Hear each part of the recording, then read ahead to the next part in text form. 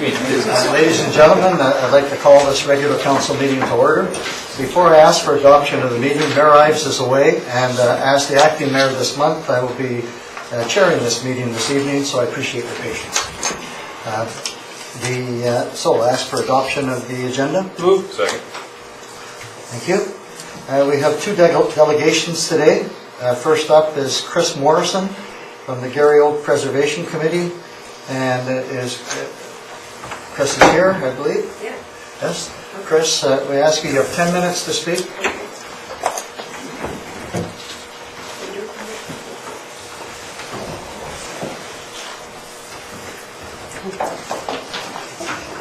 Do I have to use the microphone? Yes.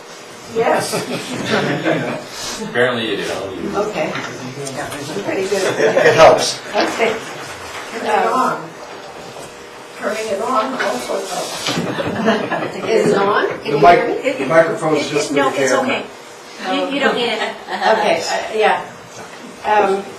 So hello. Thanks for being here. Thanks for being counselors. And thanks for hearing and considering our presentation. My name is Chris Morrison. I'm also known as Dandelion.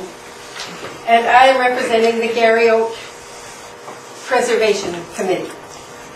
We've been looking at the proposed Berwick extension and the fact that there are 3 Garry Oak trees that are possibly in the way, one tree in particular. So we would like to comment on the Garry Oak trees in general and that one tree in particular. And then some possible alternate designs that might accommodate that tree. So, and then we'll wrap it up. And I understand I have about 10 minutes. That's correct. The tree in question is right in the way of the proposed extension. This particular tree is about 200 years old. So that would put it at about 1815 when it was just getting going, long before the white European settlers came in 1864. So that means that the native people would have been enjoying the Garry Oak trees and the carpets of the camas flowers that were always underneath, and they were able to eat the bulbs of the camas flowers. There were vast meadows of Garry Oak trees at that time through the Comox Valley and all down the east side of Vancouver Island.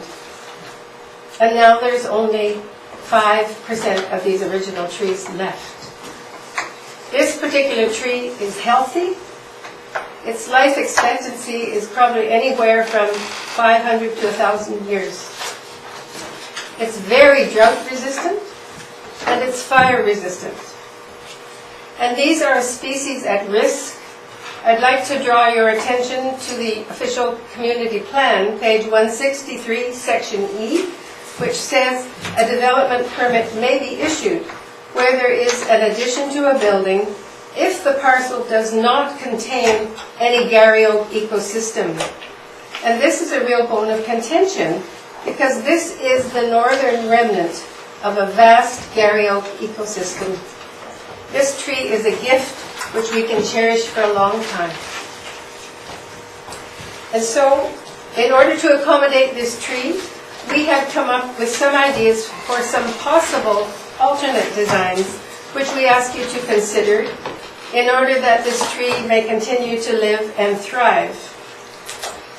The present proposed extension is what you see here, which just continues from the current building and goes right through onto the new lot. That's the first one. And our first possible alternate, we're suggesting that a chunk or a piece or a section could be taken out of that corner where that tree is, enough to accommodate the tree, and then move that over to the far side of the building. That's just another possibility. Our second possible alternate design is to move the building back on the lot and put in a diagonal. At the present time, the present Berwick building, it goes along Comox Avenue and then it goes in, and then there's a diagonal, and then the building continues along and comes to the end. So we're suggesting putting another diagonal on and then having the building go from there, and which would continue the line of the buildings that are already there.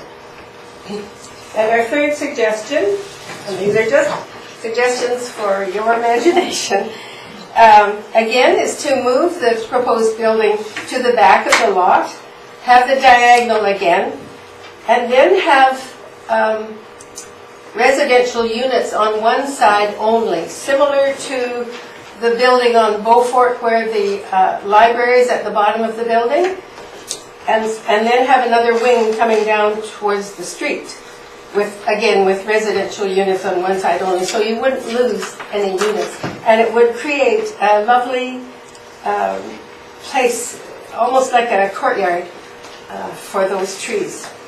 It would be very attractive.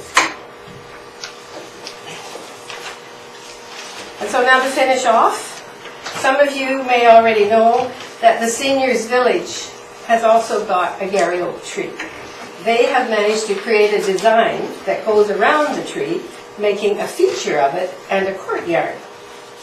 There's many therapeutic and health benefits to the residents there as they look out and see the beauty of the tree and the many birds that visit. We'd like to just show you a picture of that tree. That's at the Comox Valley Seniors Village, and they built around it. So I encourage you to take a drive over there and take a look at the tree and how they have developed the building around it. So there is further information in the packets which you will each be getting as to why the Gary Oak should be protected and how this can be achieved. And also descriptions of successful Gary Oak development areas in Esquimalt, Nanaimo, and View Royal. So once again, I encourage you to take a drive over to the Seniors Village, and lastly, sincerely request your help in honoring and preserving this special tree. Thanks for your time and interest, and please contact us if you need more information or have any questions. Okay, thank you for your presentation. I'll ask council now if any councillors have questions. So I have a question more for our planner than anybody. You brought some options here that would save the trees. I mean, it's hard to tell from way back here. But what are the implications of those changes that they're proposing from a planning point of view? Like, are we getting too close to the lot lines on the back? Or, I mean, I'm not sure what the implications are from your point of view. Yes, and I haven't had time to look at them. No, I want to put you on the spot. So, I mean, I think that more in terms of those implications, and the applicant probably is better able to address that because they've looked at that as part of their design. Okay. Any other questions from council? Just our CAO, would it be appropriate to comment now on the question about the OCP, page 163, the part that was not, that reference there. Would you like to make a comment now or later perhaps in the planning? I believe the planner can address that in the introductory report when the item comes up on the agenda. Okay, thank you. So thank you very much then. Thank you very much. Our second delegation today, we have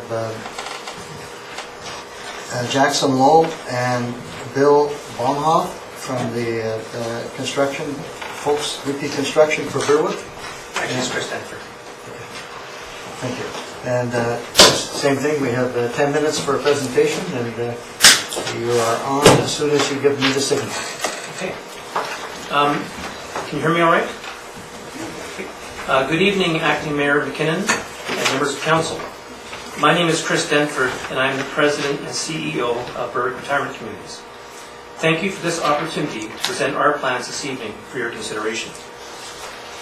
As you are aware, our organization joined this community about 10 years ago when we opened Berwick Comox Valley. During those 10 years, we have been successful in providing the seniors of this community with the highest standard of housing in the province and a quality of life that includes activities, varied services, and assisted living as required.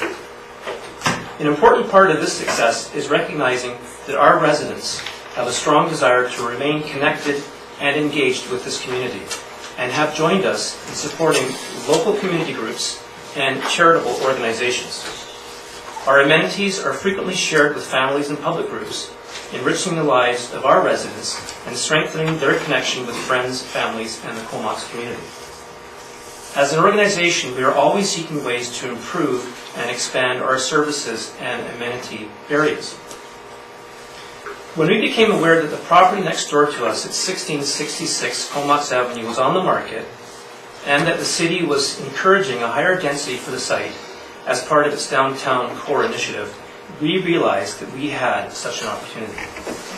Our proposed addition will add a larger theater, a spacious staff room, a games room, an inviting social lounge, and a health and fitness center. But our work doesn't end there.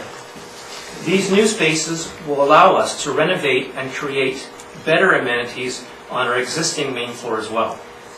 We will build a larger private dining room, expand our main dining room, and add a bistro as an additional dining option. This significant investment will not be financed by increasing our rental rates. Our economic model will rely on the revenue provided by the necessary addition of 34 additional suites.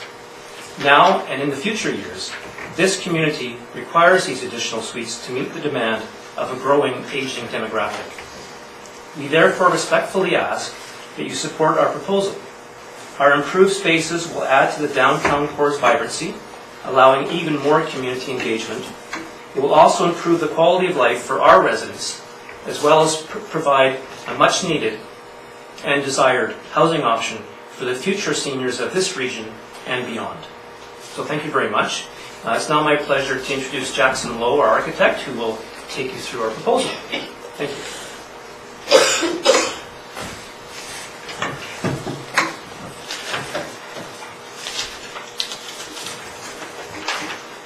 Good evening, Acting Mayor, members of council, staff, and members of the general public.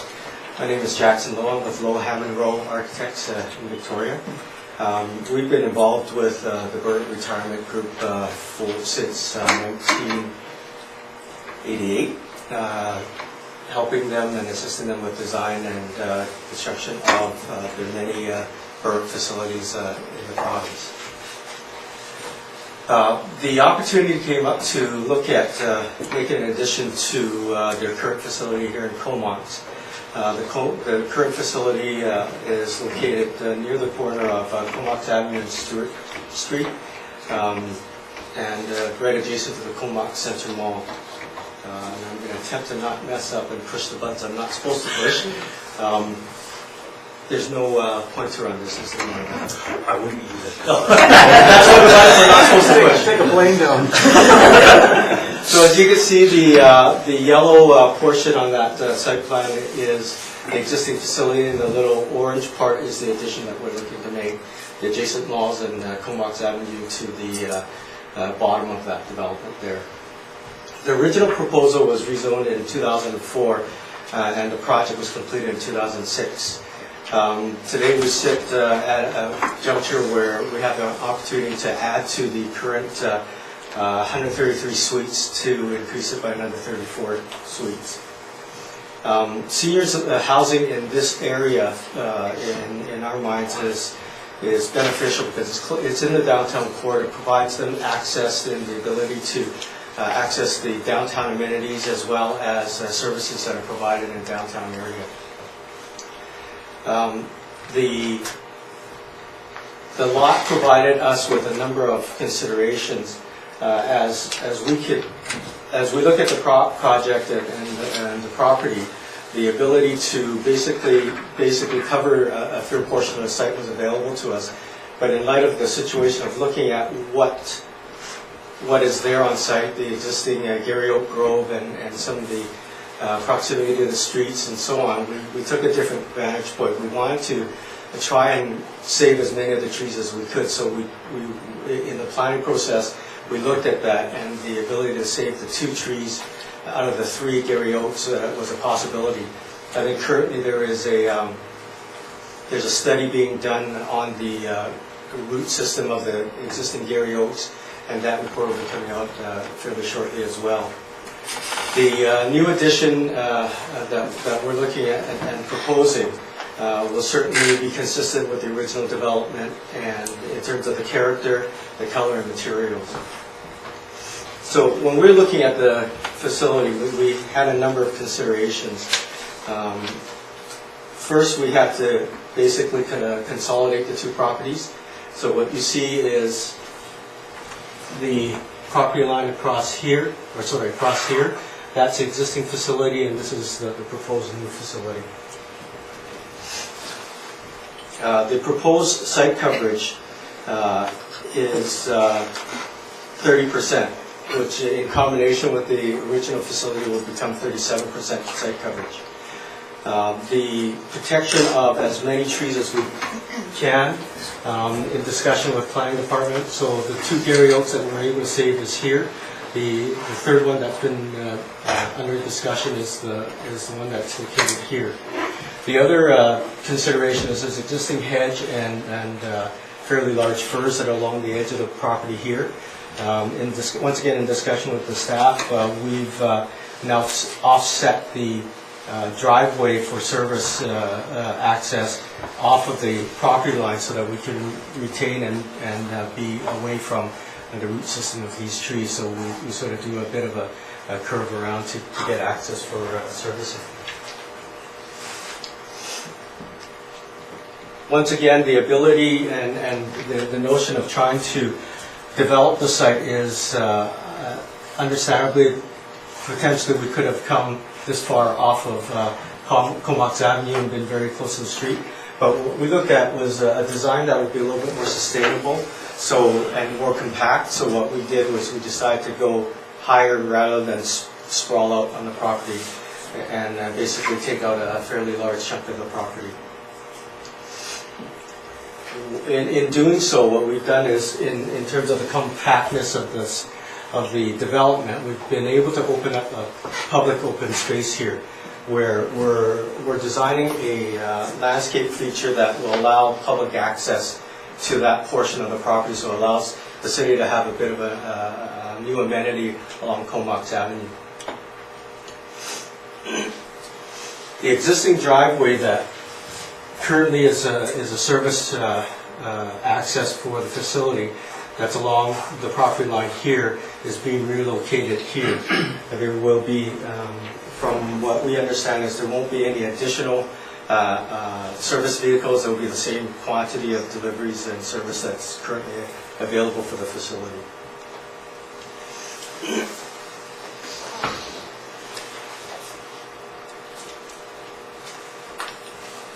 What you see here is the current facility comes up to here. What we're doing is adding on this way and providing the amenities that Mr. Denford had mentioned in terms of providing for the residents on the main floor. And then the residents will have suites. Sorry, that's the basement parkade. So it's also extending the parkade and adding another 12 parking stalls to the facility, as well as some bicycle storage and scooter storage, as well as service rooms for the facility. Then what you see here is the addition in terms of residential suites. And once again, the existing building comes up to here. And the addition of, I believe it's 7 suites per floor from the second to the fourth floor, or fifth floor, fourth floor, sorry, and then on the 5th and 6th floor, what we've done in terms of looking at the massing along the street frontage and so on, we've set back this corner and reduced the number of suites to 6 on basically the 5th and 6th floor, and created this setback on the building, creating a variable massing. That's just a quick look at the roof plan.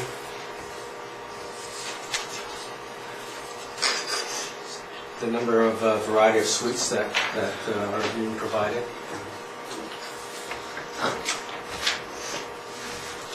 So as you can see this is the Comox Avenue frontage. So what you see here is Material-wise, we're providing a similar palette of colors and materials.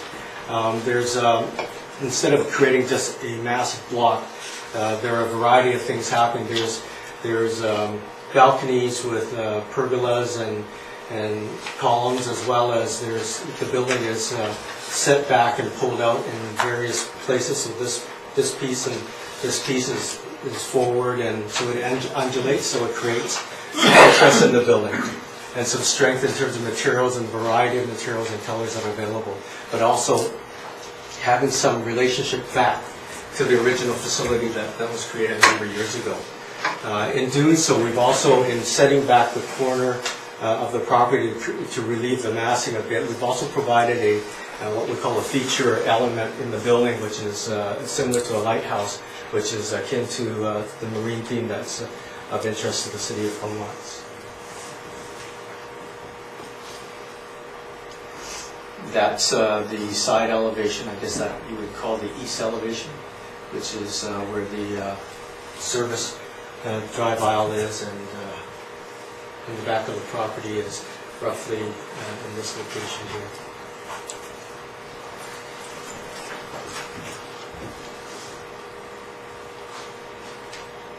This elevation shows a cut through the existing building and looking, I guess, eastward, and this is the part of the new addition that you see.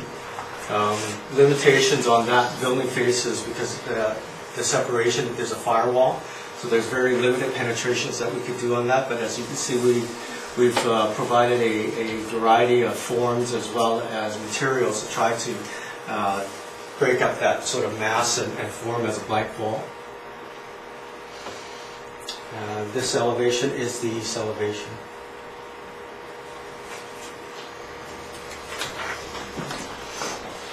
What we're presenting here is in essence what we call a sun shadow study.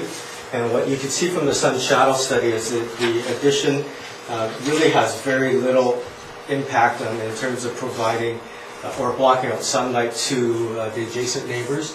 What we show is the fall equinox, the summer solstice, and the winter solstice during various times of the day. And what you can see in the winter, which is the worst case scenario, basically cast a shadow on the end of the adjacent building, and from what we understand that there's no windows on that end of the building either, so there's very little impact on that building.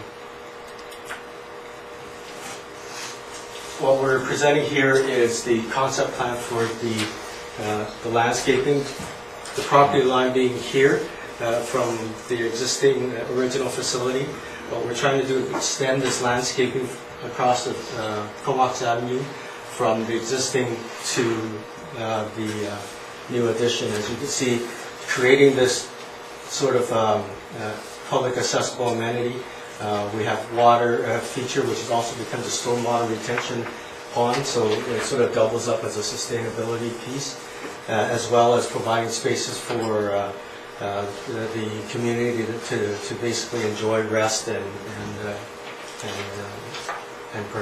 participate in the green space. That's just an isolation of that green space for the new addition.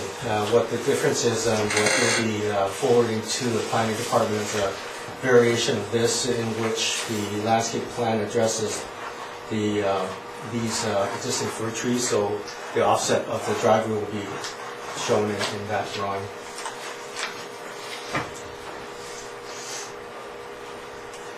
Just a quick grading plan.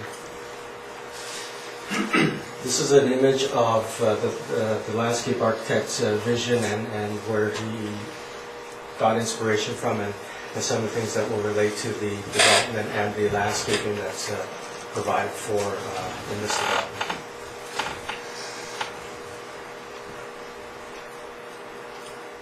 Thank you very much. Okay, thank you for your presentation. Members of council, do you have any questions now for our presenter? Yes, I do. Councilor. Okay, I guess the first fellow there. We talked about vitalization of downtown, and how you see this helping. But yet, you know, I really like the facility, Berwick, but you stated some things that inside there's going to be a theater, there's going to be increased dining facility, recreation facility. I'm just wondering how that turns into vitalization for our downtown when everything is in-house. And so, you know, one of the big things, you know, with seniors is the walkability. Get them out, keep them active, mentally alert, physically. I see you have everything in-house here, so how do you see that vitalizing our downtown? Well, for one thing, our seniors do make excursions outside the building. They're not trapped in the building. But we have a lot of community groups that use our building, and right now we're so busy that some of them are turned away. So by increasing our spaces, we can bring a lot more people into the building. So we feel it will be a lot more vibrant. It's a two-way thing. It's nice to have them come in. It's great for our residents, but our residents do use the town core quite a bit.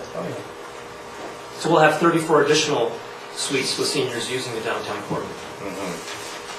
Okay, thank you. And for Mr. Lowe there, you know, and I do applaud you for the design of the architecture. I've always liked that building. It's very nice. So I do have concerns with the Gary Oaks. You know, I see this part of our downtown, and I can see in a rural, or you know, in my neighborhood, losing one or two trees. You know, I've got a lot of trees around. These are stately trees. They're nice. They're downtown. I'd hate to see them go. So that's a statement. The height.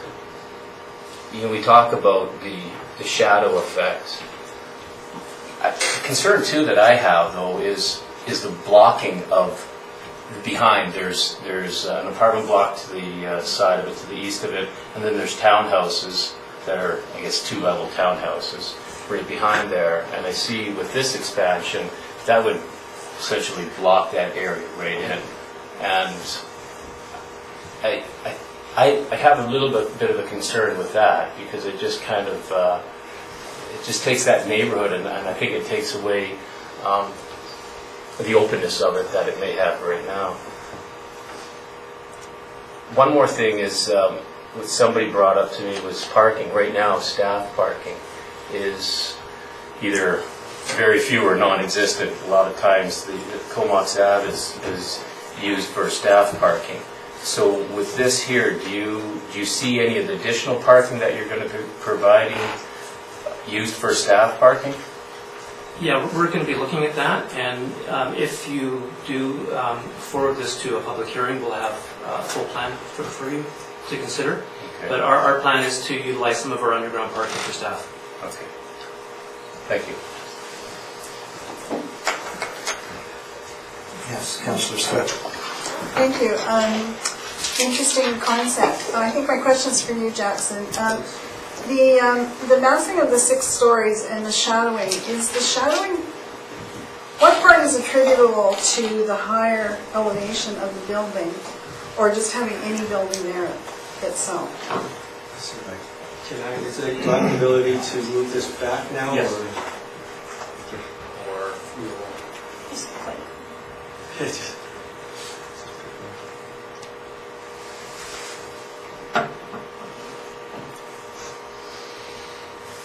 so if we look at the sun shadow diagram, the only one that is probably of any real concern is obviously the winter solstice, where the sun angles are fairly low.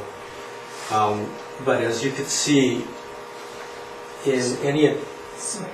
Did I do that? It was a shadow effect. Yeah, obliterated everything. As you can see in these 2 diagrams, and this one is at 12 noon, and I think this one's at 9 in the morning. Of course, as the sun comes out on the east, it really has very little impact on this adjacent facility. And of course, our facility wraps around the other way, so it affects very little adjacent property, other than there's a parking lot in behind it that may get some sun shadow. But then as it creeps around to 3, I think this is 3:30 or 3 o'clock, of course the sun is starting to get a little bit lower, and by 4:35 it's going to be nearly non-existent. the sun would have set by then. That provides a fair bit of the sun shadow, but even a 4-story building at that time of day will cast that shadow across that parking lot.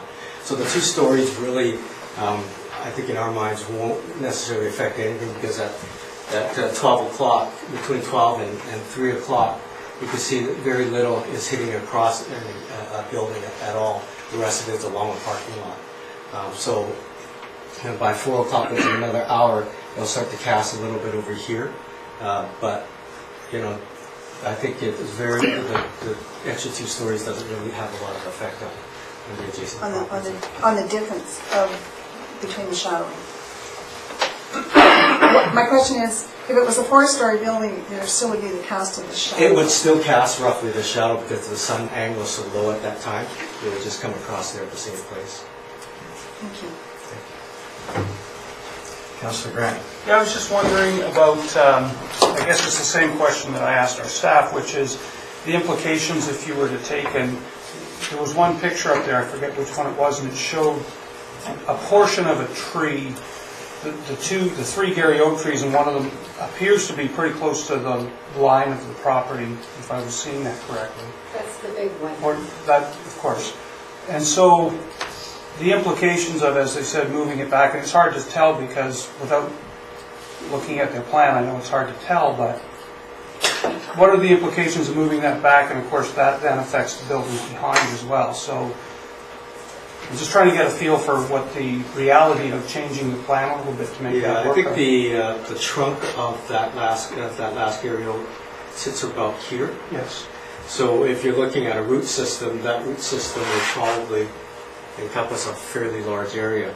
What that implies is we have an exit stair that must be somewhere in this vicinity, and a corridor system of the units above, as well as access across from the current facility to the new facility, that it would impact if we have to try to rework some of this as far as the residential units up above.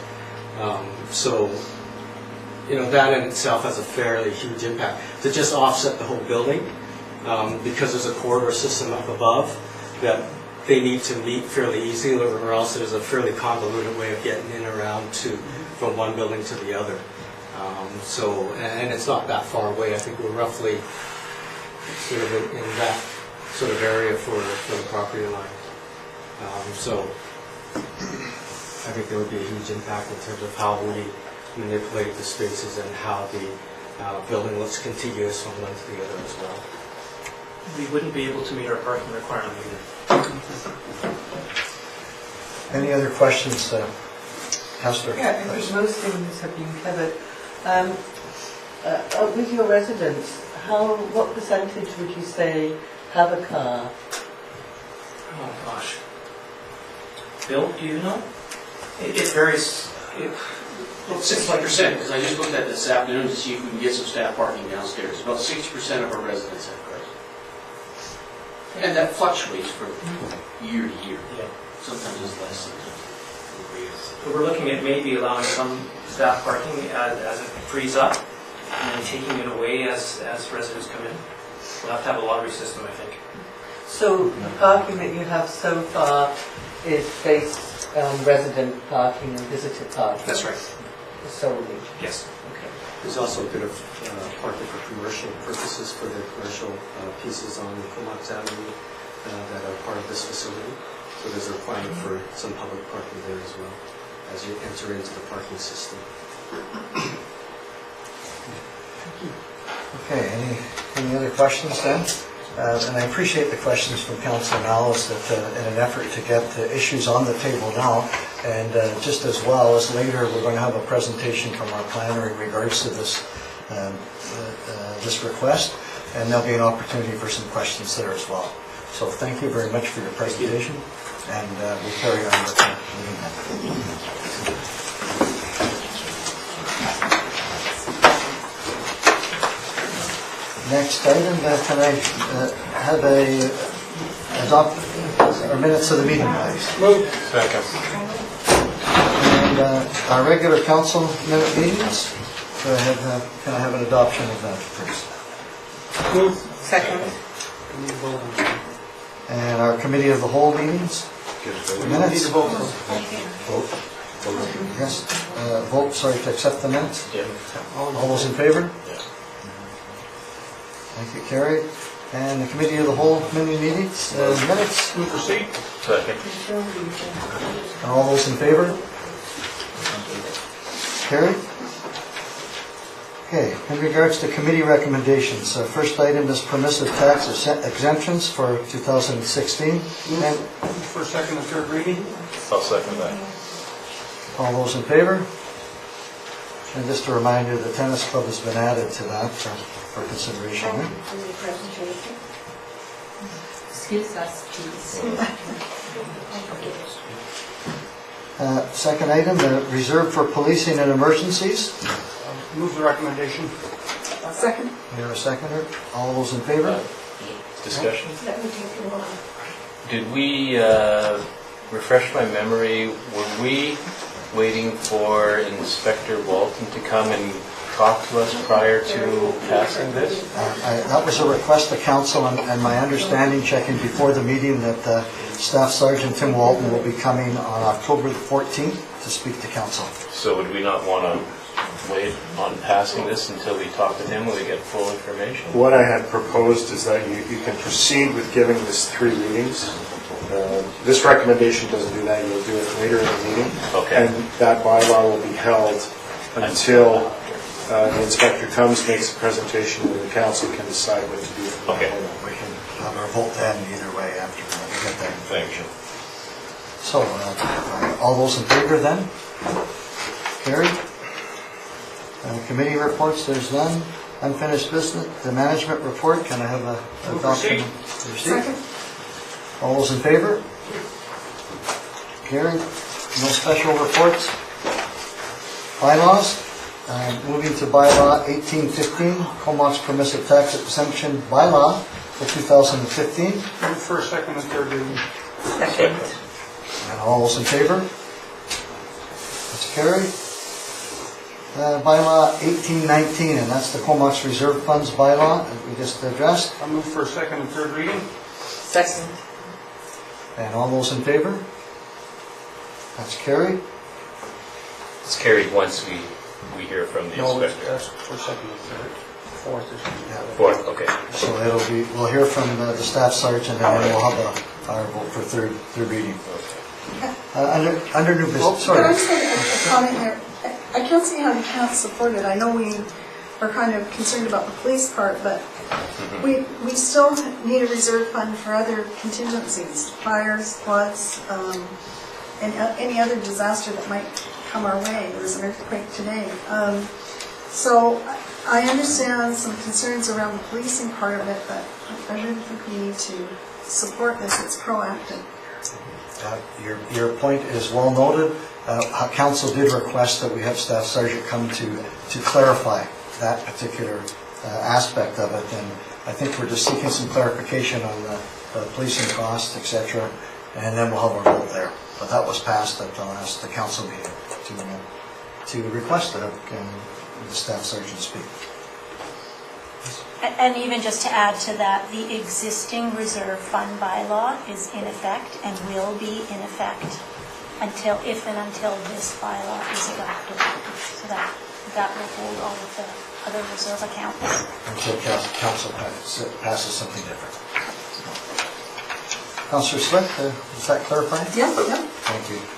And for under new business, the first item is rezoning application, the development permit in regards to the Berwick Congregate Care Facility. We have our planner, who's going to do a report here for us.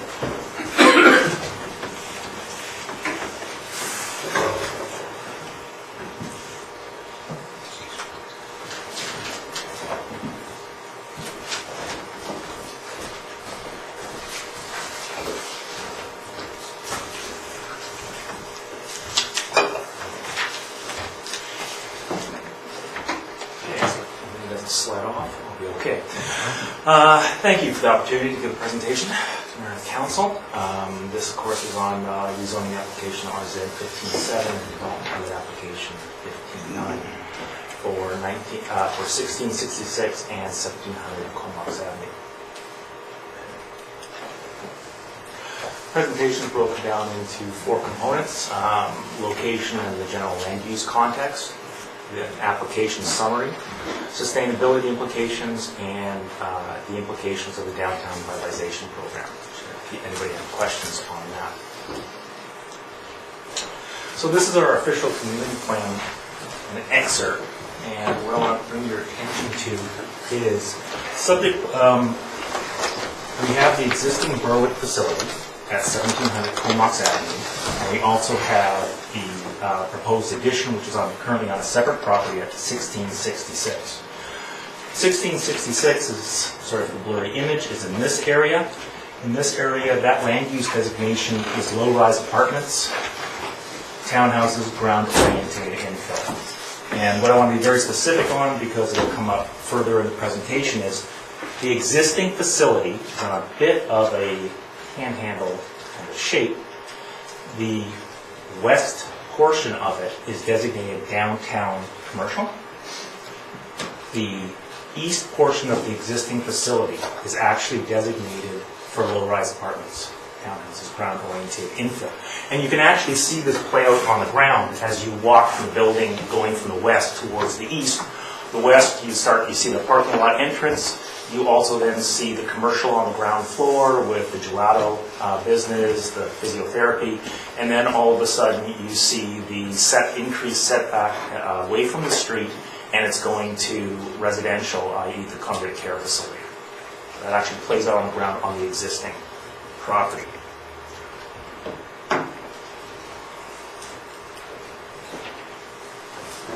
So the proposal is for the construction of a 6-story addition to an existing building. The addition would contain 34 additional assisted living or congregate care units.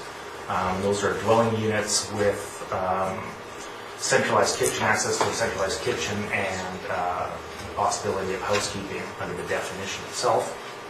The existing Berwick, in contrast, is 4 stories. That's a maximum height of 13.5 meters.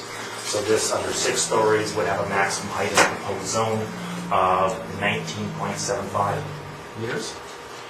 The official community plan, I've already gone through the designations. In terms of the zoning, the current Berwick is zone CD4, comprehensive development zone.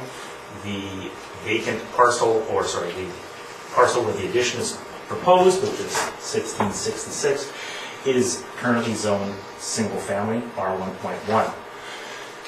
Given that this is an addition to an existing building proposed, if this were to proceed, what we would be looking at is rezoning the entire parcel to one zone, one comprehensive zone, and the 2 parcels would be consolidated. So we'd end up with 1 parcel, 1 building, and 1 zoning. The CD 4.1 zone that's is in your agenda package.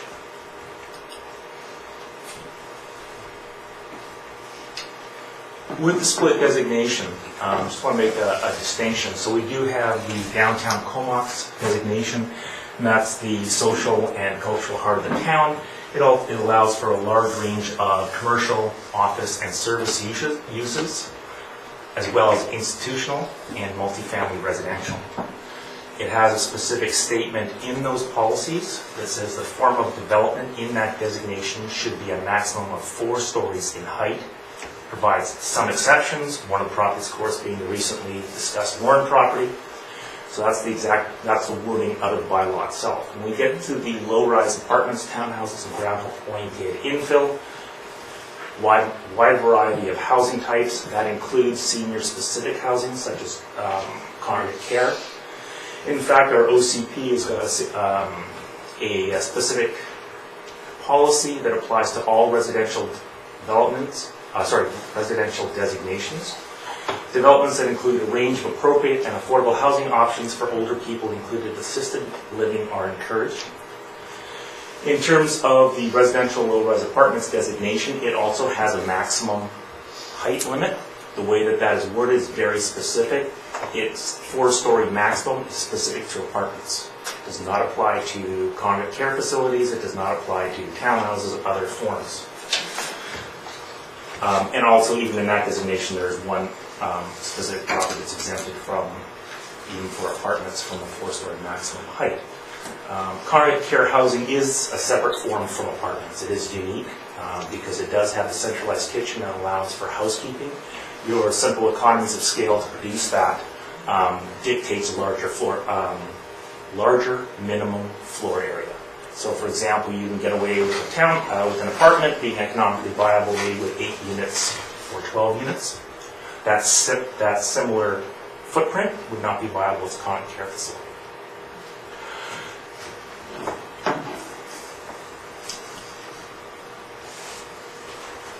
Sustainability implications.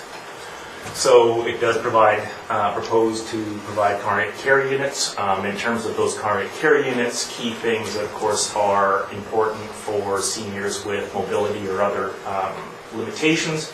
It has good immediate access to downtown amenities and services. There's our most extensive pedestrian network that it connects directly to, i.e. the bus. It's also on public transit. One of the things that our official community plan does recognize and address is the whole issue of our aging population, and that will continue and that will increase, and the number of people from in the older categories is where we're going to primarily see the difference, so 80 plus. The proposal does propose to retain 2 existing Gary oak trees, and that is in relation to the downtown design guidelines, where mature trees are to be retained where possible, otherwise replacement trees are to be provided. In regards to the question raised as to Development Permit Area 12, which is our Gary Oak Habitat Development Permit Area. So the definition, the justification for that development permit area includes the statements that focusing on the high biodiversity and adaptive value in the face of climate change of Gary Oak ecosystems, and it continuously mentions Gary Oak ecosystems.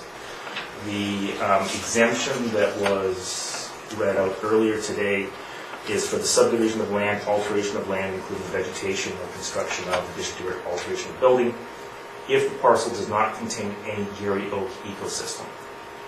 So again, it's the ecosystem, it's not just the trees. The arborist report that you have in your package that was done on the site indicates that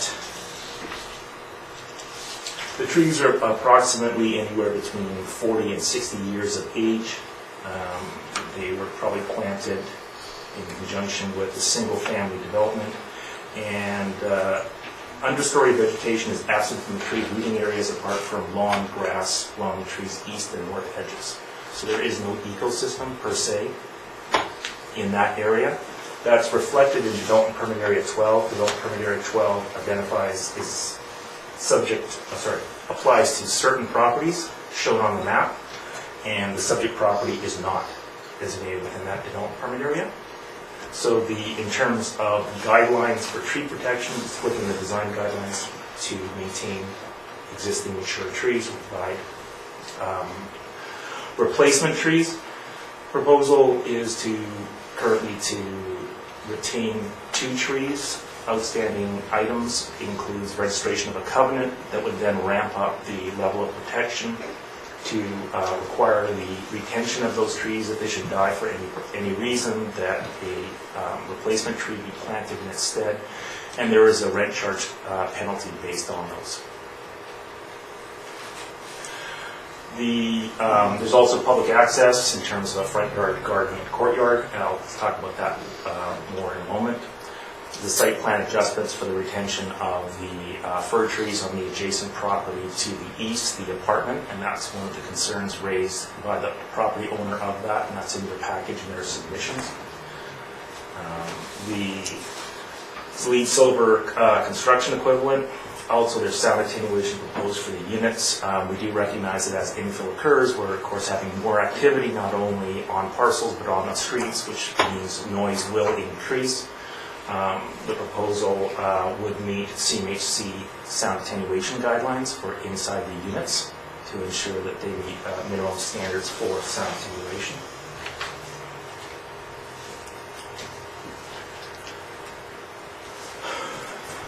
So just to be very clear, so we have the retention of the 2 existing trees being proposed.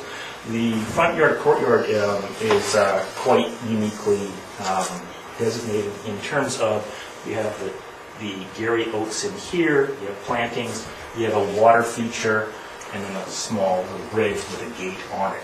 So really in terms of public access and securing public access for that front, you have the features itself creating a natural division. We do not anticipate therefore to be any kind of high incidence of conflict between the private users, i.e. the residents of the target facility, and the public on that aspect. Question was also raised in terms of moving the building. The architect did speak to the details in terms of the building construction. One point that he did raise, I do want to reiterate, is as you're looking at this site, and one of the concerns raised by the property owner to the north was the proximity. So that is a concern of the property owner to the north. And again, that is in your agenda package. And this is just up in case somebody has a question of how this relates to the downtown vitalization program. In summary, the application and the issues before you is a direct result of the community priorities and the fact that sometimes those community priorities do conflict. So there is a desire for, as stated in the official community plan, in terms of addressing our aging population, providing more seniors-focused housing. We have the economics in terms of the size of those facilities. We also are trying to get tree protection, open space, and then compatibility with surrounding areas. And so you can see how that's pushing a building envelope either, in this case, the proposal is it's pushing the building envelope up and adjacent to the existing parking area. If there's any questions, I'll be happy to answer. Members of council has? Yes, I'm still really unclear as to why it doesn't need an OCP amendment. I did go into the OCP and we have certain areas, as it was pointed out with a previous application of a few months ago, that could go over the 4 stories. And this property was not marked on those.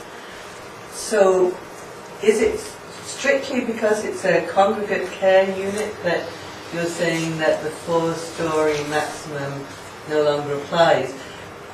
Because when you read it, it sounds like it's saying apartment buildings, which generally tend to be tall, like townhouses tend to be lower and apartments tend to be taller, that it's sort of saying cap apartments at 4.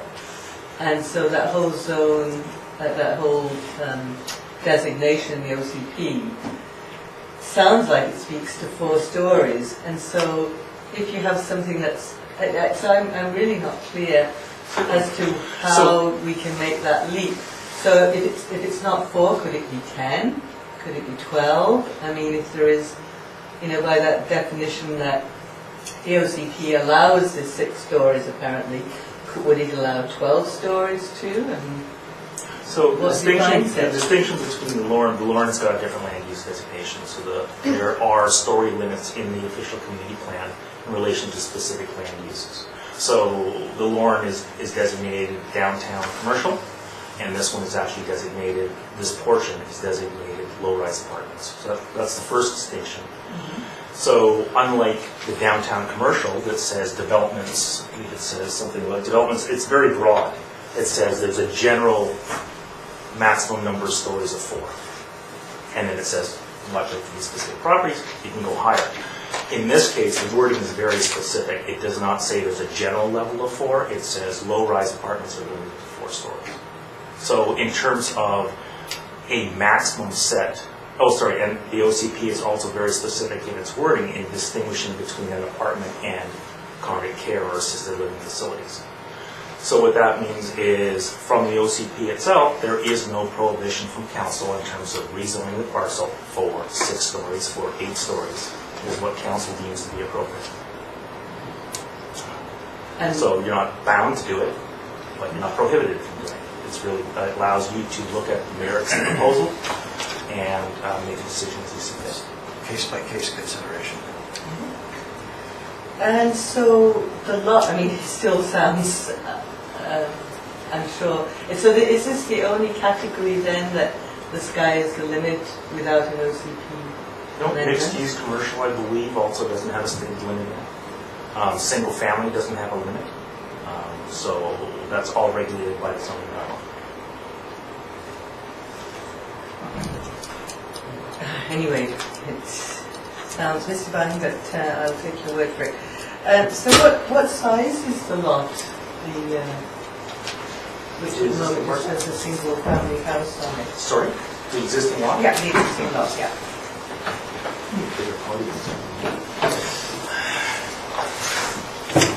There, let's see.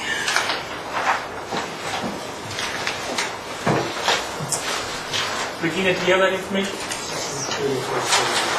Sorry? 1634 square meters. 1634 So square is meters, that- so just under 1,700 square feet. Is that like half an acre or a quarter of an acre? That would be around 18,000 square feet. So an acre is... About 0.4 of an acre. And the parking requirements. So this, what would, this complies with the parking It does requirements? comply with parking requirements.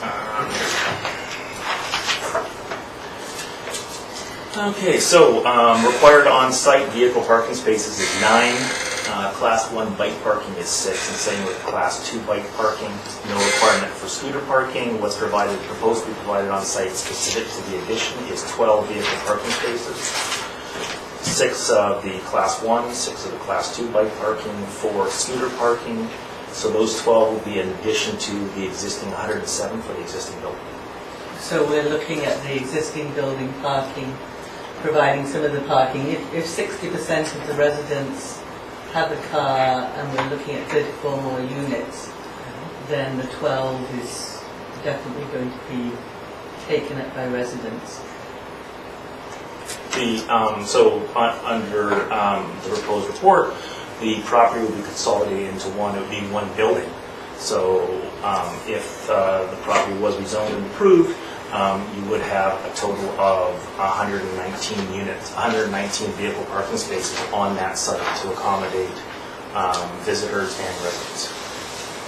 And how that is allocated would be up to the property owner. Okay, well that's it for now. I did have one more question, but other people questions? Sure.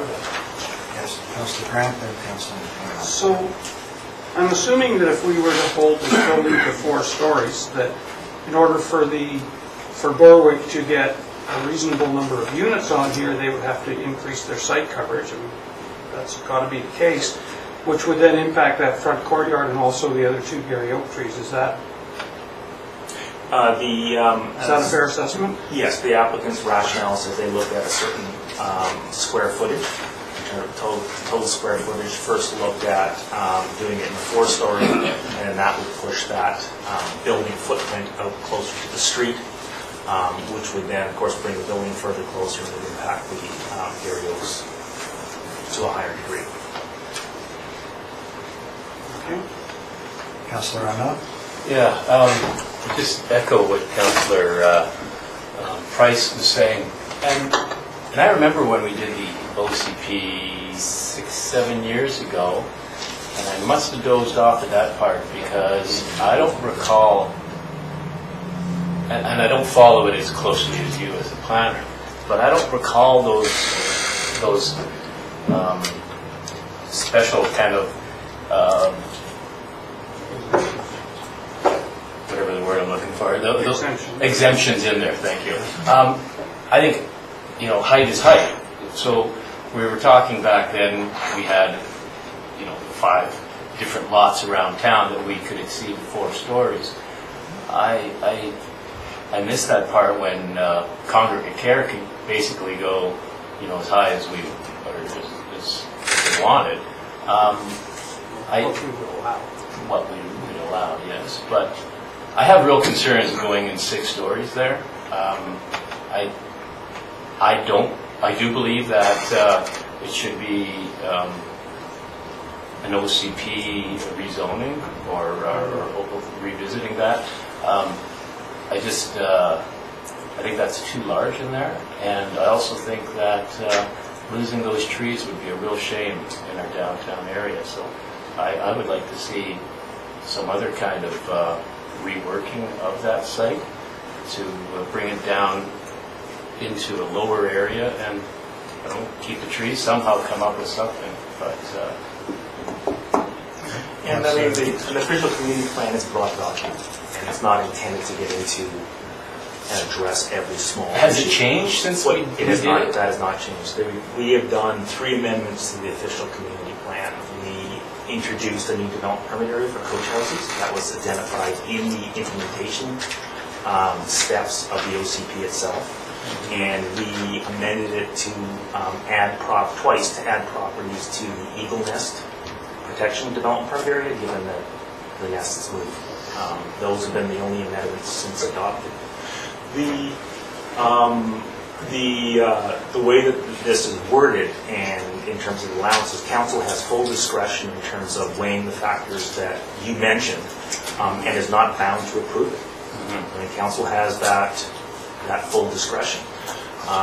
The process requirements in terms of an OCP, besides actually amending the bylaw, having another bylaw on your ticket, is a public hearing. And in this case, even though this is not in conflict with the OCP, our standard process is to have that public hearing. Okay, thanks. Any other clarification? Just our planner here, just to make sure we got clarification. So you have said 3 things that stands out clearly for me. A congregate care facility does not require an amendment to the OCP in regards to, and does not have a height restriction. Interpreted. As far as the Gary Oaks, the arborist did not consider it an ecosystem, the Gary Oaks. Therefore, however, in the plan that's been shared with us today is that 2 Gary Oaks would remain, and there would be a covenant on those Gary Oaks to remain forever. Covenant would be placed on them. And what I didn't hear was a comment, unless I missed it here, in regards to the shading and planning. Can you just clarify that for me? Very much so. The implications of going between 4 and 6 stories, in our estimation, we do not see that as significant. In fact, the majority of the shading issues come from the existing building. The addition, even a 4-story addition to that, would not significantly change that. So thank you for clarifying that. Are there any other questions from council? If not at this point, then CAO, correct me if I'm wrong, we're going to look for a motion to approve first and second reading. I'll move first and second reading on that. Do we have a seconder? Second? Yes, and given too that, our first delegation went to some effort to bring forward alternative ideas for a different layout, I would like to see that this be returned to the planning department. I'm not happy at the moment in moving forward. Okay. Councillor Grant? So, if we were to return this to the planning department, what is it that you would like to see changed? I mean, it's not fair, I don't think, to the proponent or the planning department to send it back unless you tell them what it is you'd like to see different than what you see now. Well, I'd like to see the 3 trees, 3 Gary Oaks retained, and I'd prefer to see a 4 maybe a 5-story building, but I think 6 stories is too big on that site. Now, we are in first and second reading. I think we need a motion for that then, Councillor Price. Well, we would have to deal with, this first. And for those in the public here, the process, if first and second reading were passed, we still have to go to a public hearing before third reading. And that those deliberations could be made at that point as well. CAO, your thoughts in that regard? Well, council may wish to, if they wish to entertain Councillor Price's suggestion, one of the options may be not to proceed with first and second reading, so hold back on the recommendations that we have. And the direction that you would provide back to staff is to work with the applicants to look at the options that were presented in the first delegation about building design, incorporating the different styles and whether that's even feasible to the applicant from a cost perspective, as well as looking at the options of tree retention. Although I think that question was answered both by the architect in terms of the root zone for that tree that's they're proposing to be removed. But again, we can look at that option as well and bring it back to council at a later date, trying to answer those questions that have been raised. I'll make that motion.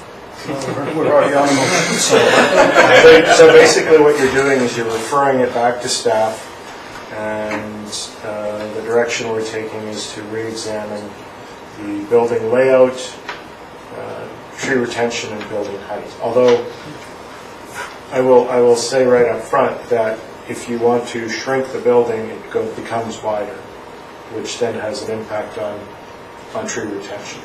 So it's we'll do our best. We'll work with the applicant and see what we can come up with. Thank you for suggesting those options. We have a motion on the floor, which was the original motion for to approve first and second reading, and I think, if I'm reading correctly, that would have to be defeated, and then we might entertain another motion. If somebody makes a motion to refer, I think that takes precedence over the motion on the floor. Councillor Grant and Councillor Arnott. So the reason that I wanted to go to first and second reading is I have some of the same concerns. 6 stories is a bit of a leap for the town of Comox. The question is, if you bring it down, then you spread it out, and that's why I asked that question, which means you would probably lose all of the Gary Oak trees.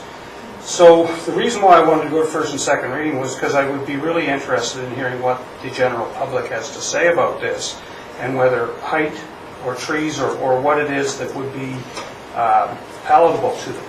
And so at a public hearing. At a public hearing, and so that was the rationale for doing this. So I understand the issues here. It's a bit of a quandary for us, I will admit, but I think the applicant's intention was to go up in order to try and save as many of those trees as they could.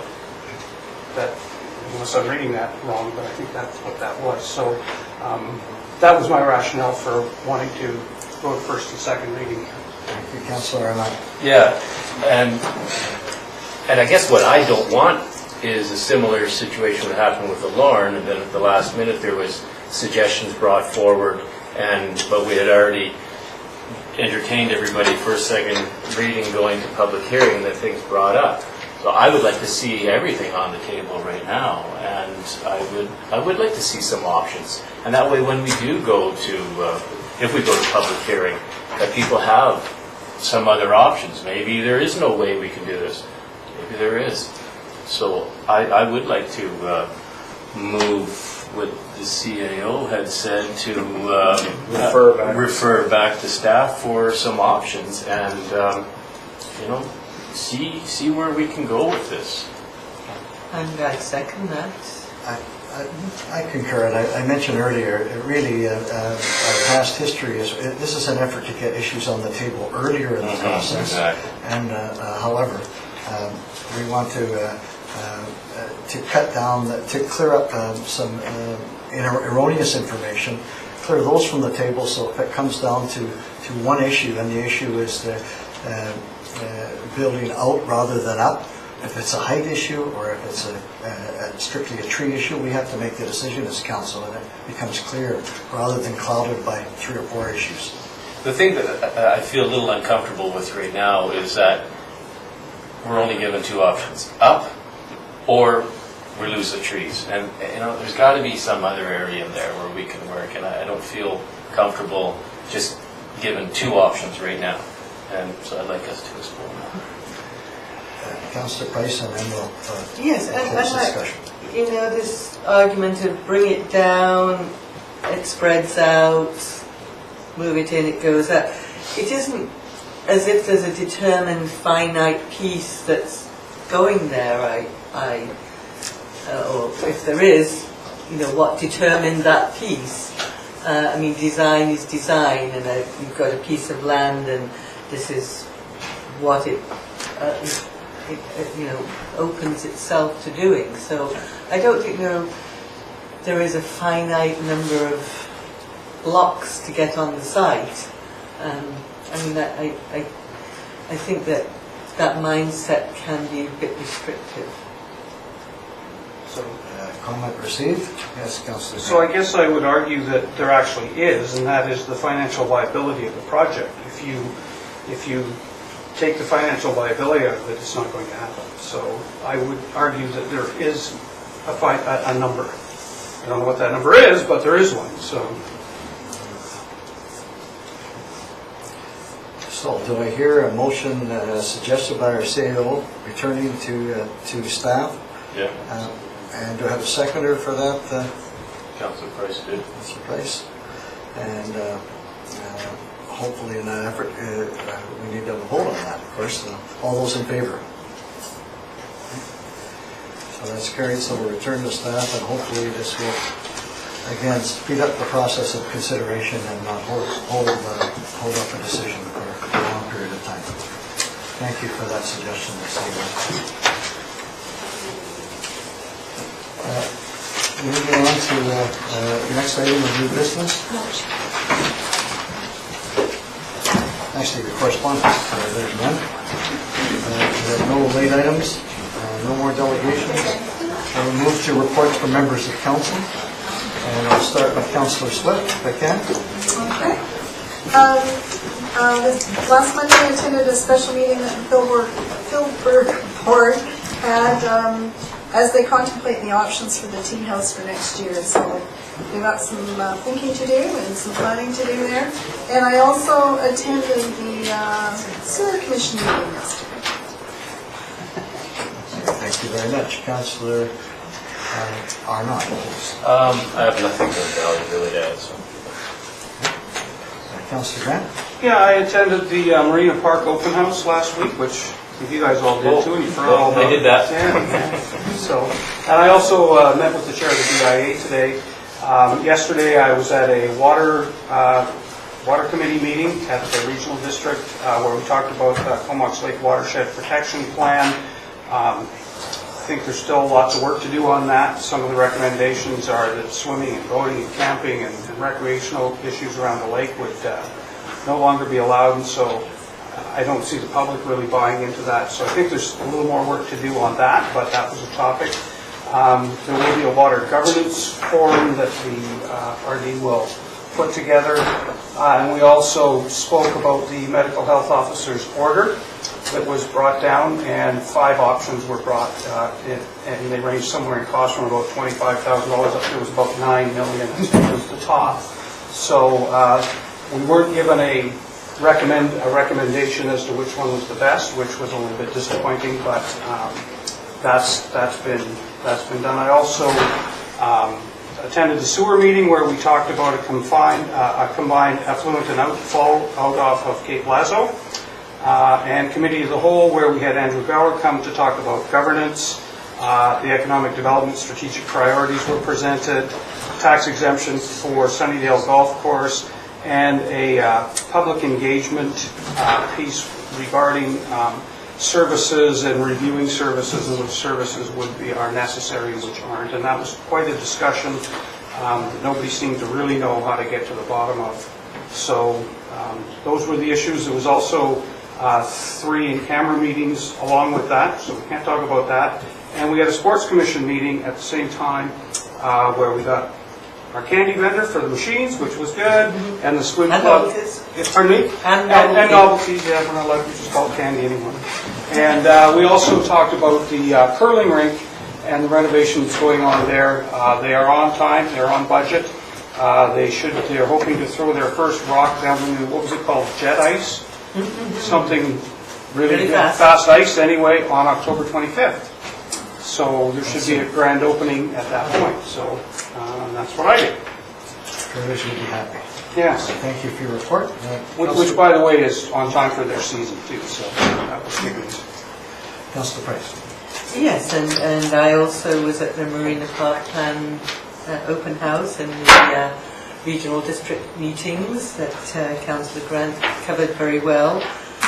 The watershed protection draft plan will be referred out to Comox, Courtney and Cumberland, so we'll all get to look at it. And it did speak to the potential for body contact, sports, recreation, not being allowed until we had a filtration plant, although that was being revisited when looking at the raw water results. So, but we will get a chance to discuss that.